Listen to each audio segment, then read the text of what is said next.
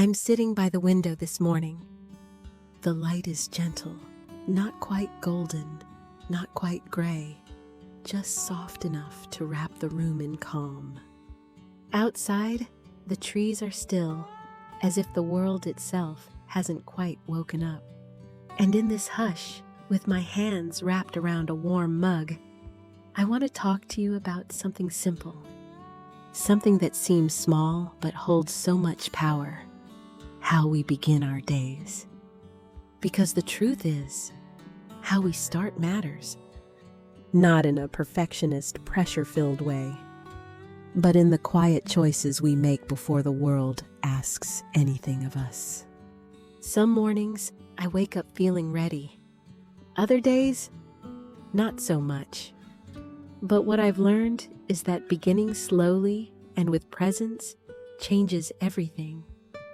I want you to imagine your own morning for a moment. Not the one you wish you had, but the one that actually happens. What's the first thing you do when you open your eyes?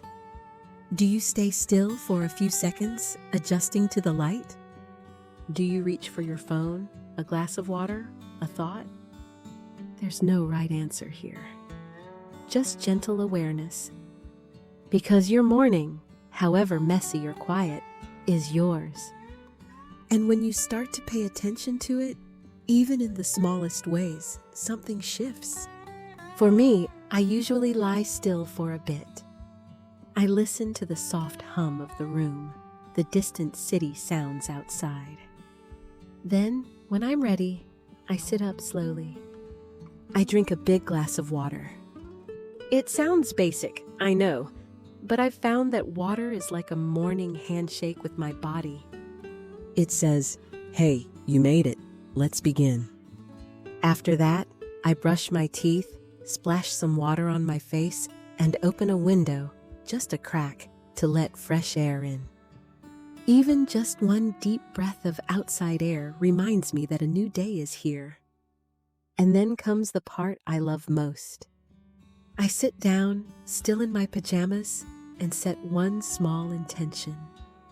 Not 10, not a whole plan. Just one. It could be kind to yourself. Or focus on what matters. Or even something practical like reply to that message I've been avoiding. One thought, one thread to hold on to. You might be wondering what this has to do with learning English. And the answer is everything. Because your daily routine is the perfect place to practice. You don't need a textbook. You don't need a classroom. You just need your life. When you describe your morning, even to yourself, you're building vocabulary, fluency, and confidence. Think about it. You can say, I wake up at 7. I brush my teeth. I drink water. I take a shower. I eat breakfast. I go to work. Simple, right? But these are the building blocks of conversation. And when you add details, you make it personal. I drink coffee with almond milk. I listen to music while I get dressed. I pack a small lunch. I write in my journal for 5 minutes. Suddenly, you're not just practicing English. You're expressing your life in your voice. There's a quiet kind of magic in starting your day with language. Even just narrating your actions softly as you go. I'm brushing my teeth. I feel sleepy. The water is cold. I want coffee. It may sound silly at first, but it's powerful. Because you're not just learning words, you're grounding them in reality. So here's something you can try tomorrow. As you move through your morning, speak out loud in English. No pressure, no perfection. Just talk to yourself. I'm making tea. I feel calm. It's cloudy today. Let the rhythm of your routine become your language practice. Let it be a space where mistakes are welcome. Where trying is enough. I also want to say, Don't compare your morning to anyone else's. You don't need a 5 a.m. yoga flow or a green smoothie routine. If your morning looks like quietly sitting in bed for a few extra minutes, that's okay. If it means feeding your pets or checking on your family, that's okay too. The point is not to make it impressive. The point is to make it yours. There's something healing about recognizing your own pace. When you honor how your day begins, you tell your body and mind, I'm listening. And that's powerful. So whether your morning is quiet or chaotic, long or rushed, I hope you find a moment, a pause, to come back to yourself. And I hope you let language be part of it. Even if it's just one sentence, one word, one breath. Because those little things add up. They build connection. They build understanding. And slowly, quietly, they build you. Before we move into the middle of the day, the momentum, the busyness, I want you to take one soft breath with me. Inhale. Hold. Exhale. You're here. You're trying. And that's a beautiful place to begin. I've always found that there's something unique about the middle of the day. It doesn't carry the softness of morning anymore, but it hasn't yet turned into the slow quiet of evening either. It's like standing in the middle of a bridge, one foot in movement, the other in intention. And how we spend this time, it shapes how grounded or overwhelmed we feel. By now, the world is wide awake. Emails are flying, phones buzzing. Tasks begin lining up, one after the other. And maybe you're moving too, working, studying, creating, responding. This is where rhythm becomes important. Because if we're not careful, this part of the day can sweep us away. For me, this stretch between late morning and late afternoon is when I often get the most done. But it's also the time I've had to learn to protect. Because it's easy to fall into just one more thing mode. One more reply, one more assignment, one more scroll. But more doesn't always mean better. Now, I try to be more deliberate. I start by eating something that fuels me. Not because it's fancy, not because it's perfect, but because I've learned that skipping lunch doesn't make me more productive. It just makes me tired and unfocused later. What about you? What does your afternoon usually look like? Are you in class? At work? Running errands? Maybe it changes day to day. Maybe it's structured. Maybe it's flexible. No matter what your routine is, there's something worth noticing. How do you feel during this part of your day?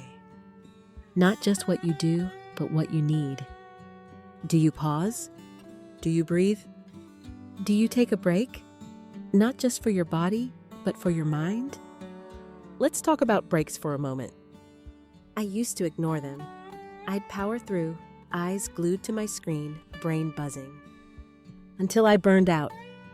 Now, I've learned to treat breaks like medicine. Even just 10 minutes to stand up, stretch, walk outside, or close my eyes. Not to escape the work, but to return to it with clarity. This midday time is also a perfect opportunity for language practice. And not in the academic sense, just in daily, natural expression. When you're eating lunch, you can say, I'm making noodles. This is my favorite rice bowl. I added some soy sauce. It smells so good. When you're checking your schedule, try. I have a meeting at 2. My next class is at 1. I'm editing a podcast this afternoon. Each sentence becomes a thread, connecting your thoughts, your life, and your English learning. There's something else I want to share with you. And it's this. Midday is also creative time. Not in the paintbrush and easel sense, though it can be that too, but in the sense of making something. making progress, making space, making decisions, Even making silence. I often use this time to write, plan, or reflect. And if you're a student, a freelancer, a caregiver, anyone holding multiple roles, this time might be your most flexible or your most stretched. Either way, it matters. It's a space where you can begin to notice. Notice what thoughts repeat in your mind. Notice what task feels heavy and what feels light. Notice what helps you feel like you again. Here's a small idea to carry with you. Create one midday ritual that feels grounding. It doesn't have to be big. Maybe it's making a cup of tea. Maybe it's writing down 3 words about how your day is going. Maybe it's stepping outside to feel the sun, even for 30 seconds. These little rituals give your mind something to hold on to. They tell your body, you are not a machine, you are a person. You get to pause.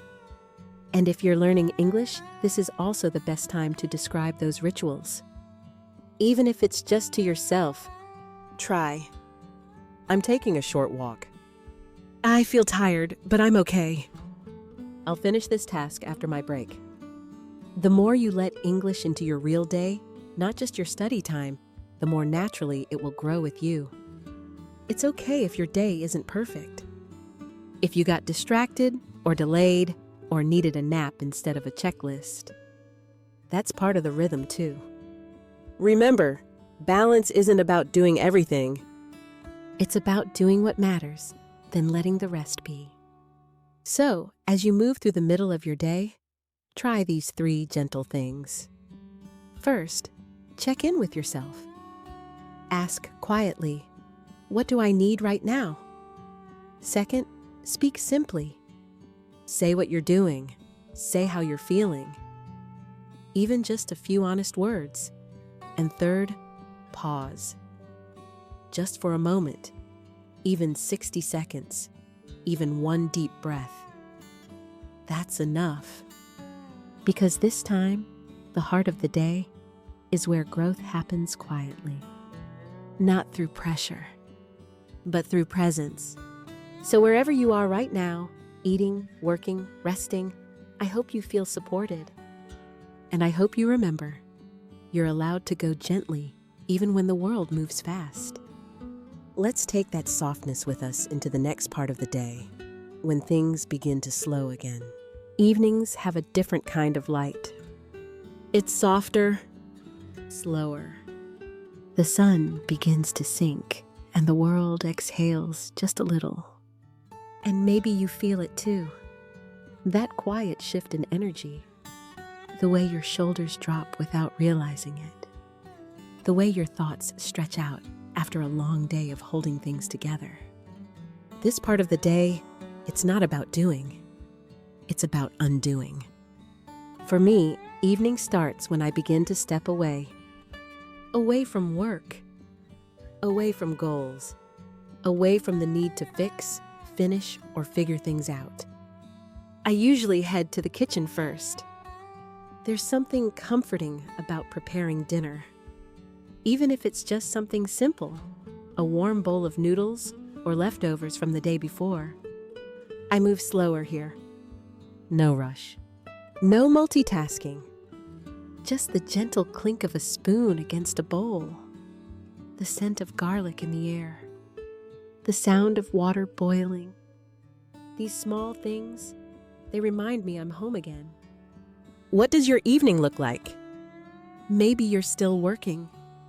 Maybe you're catching up on messages or watching the sky change outside your window. Maybe you're making food for others or for yourself. Maybe dinner is quiet, or maybe it's full of laughter. There's no right way to do evenings. But there is one thing I hope for you, that you make room to reconnect. Reconnect with your breath, with your body, with the small signals that say, hey, you've done enough for today. This is also a time when I try to put away my phone. Not always, not perfectly.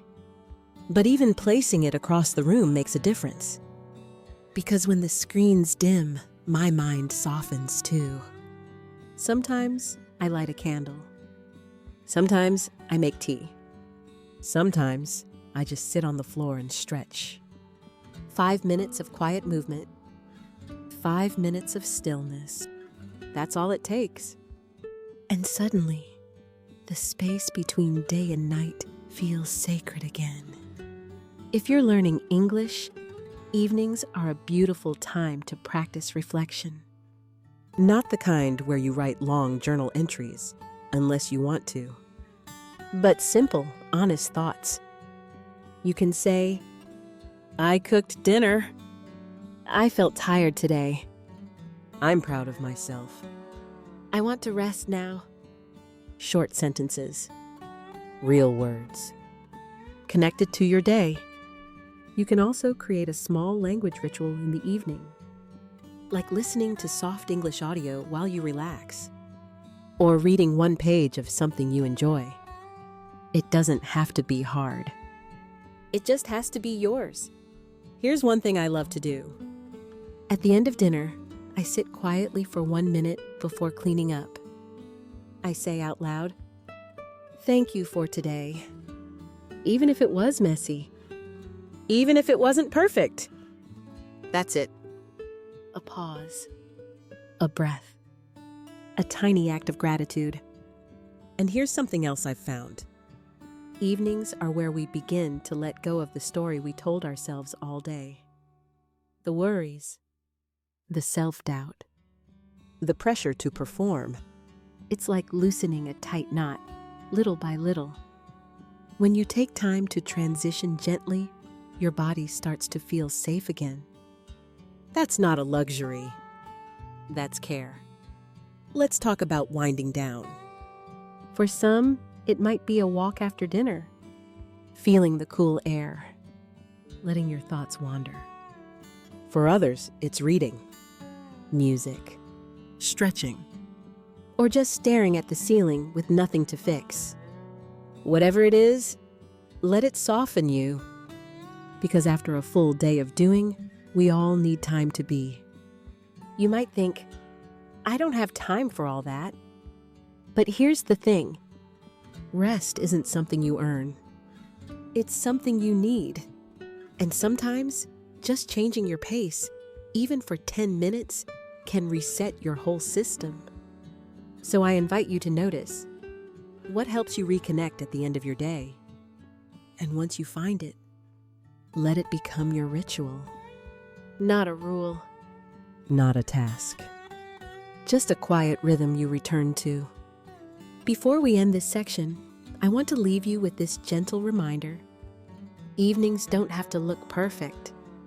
They don't have to be productive. They don't even have to be peaceful every time. But if you can find one moment of stillness, just one, you're doing something powerful.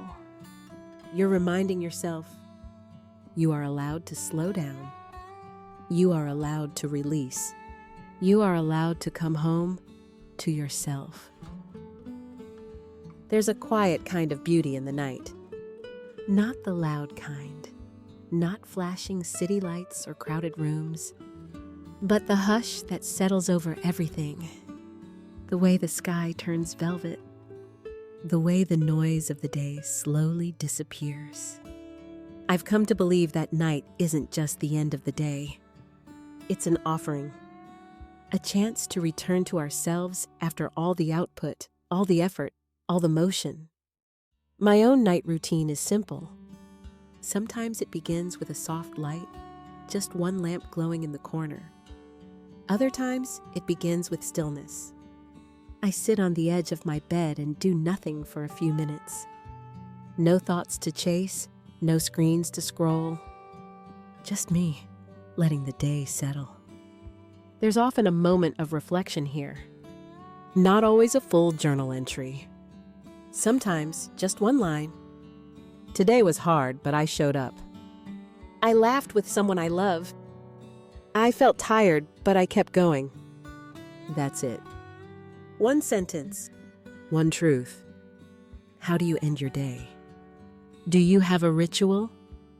A cup of warm tea? A favorite song? A moment to just be still? Or maybe your nights feel rushed. Maybe they blur with your day. Maybe you fall asleep with your phone still in your hand. And if that's where you are, that's okay. But what if tonight you gave yourself just a few extra minutes? Not to do more, but to release more. Night is where forgiveness happens. It's where we soften the sharp parts of the day. It's where we remember that we're human, not machines, not checklists. And for language learners, it's also a beautiful time to speak kindly to yourself in English. You might try saying, "I did enough today. I'm proud of one small thing. I need rest now." Even those short lines, they hold so much healing. I want to share one more habit with you. Before I sleep, I turn off all the main lights. I leave just one small lamp glowing. Then I breathe 10 slow breaths. Inhale, hold, exhale. With each breath, I say something gentle. I'm okay. I'm safe. Let it go. And I imagine the day slipping off my shoulders. Like a coat I don't need anymore. You can try this too. No special setup needed. Just you, your breath, and a few kind words. There's a phrase I've come to love. Put the day to bed. Not just yourself, but the day.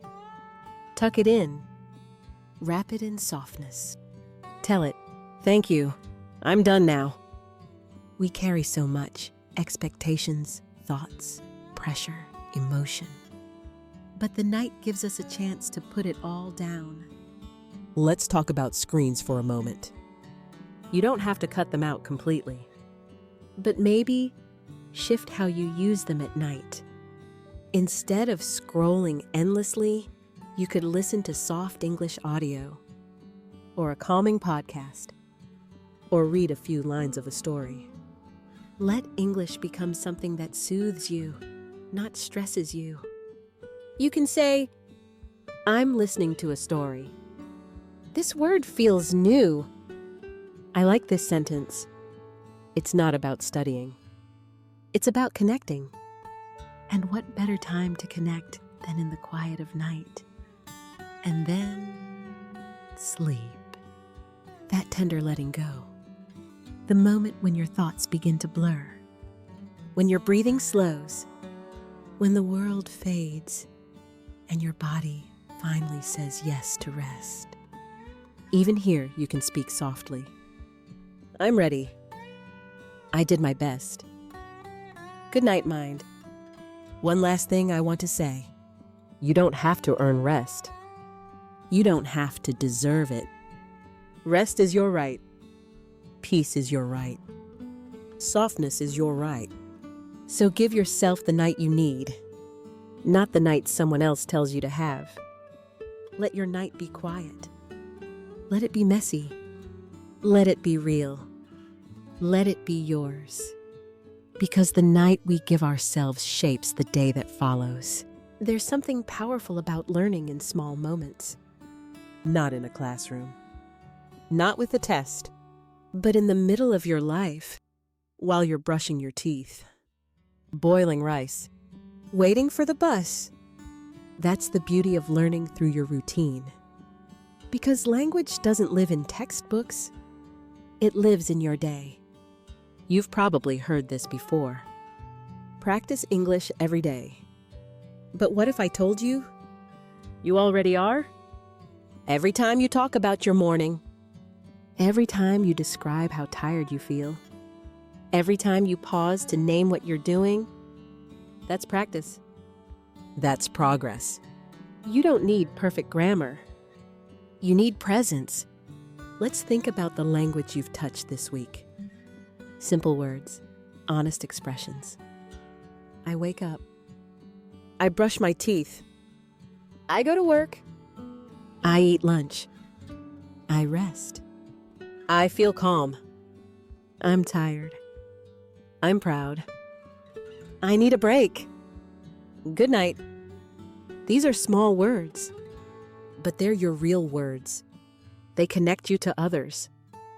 They connect you to yourself. And that's the heart of learning. Not to sound smart, but to feel understood. When you build your English around your actual life, it becomes easier to remember. Because your brain says, "Oh, this is real.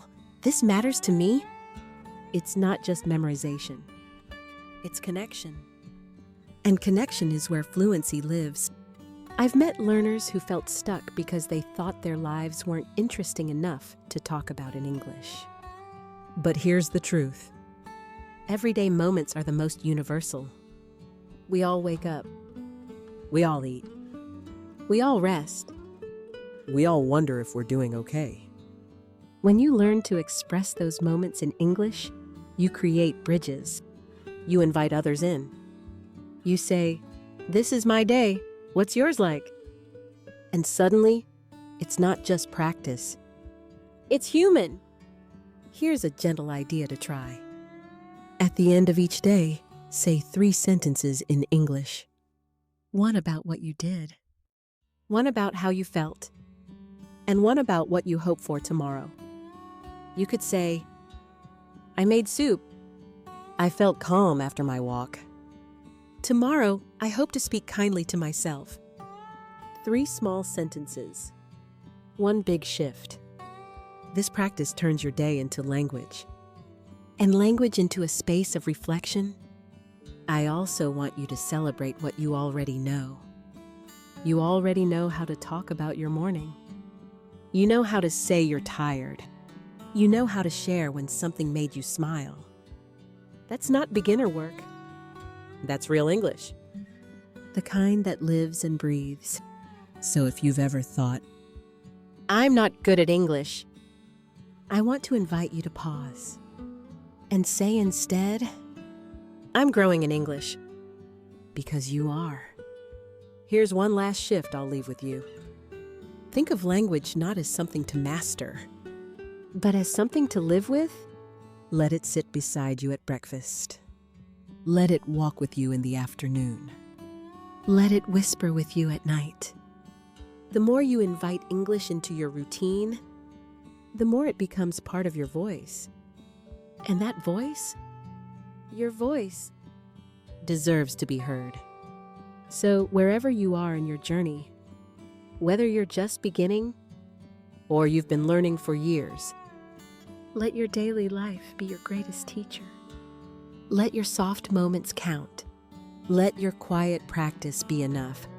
And remember, every word spoken with care is a step forward.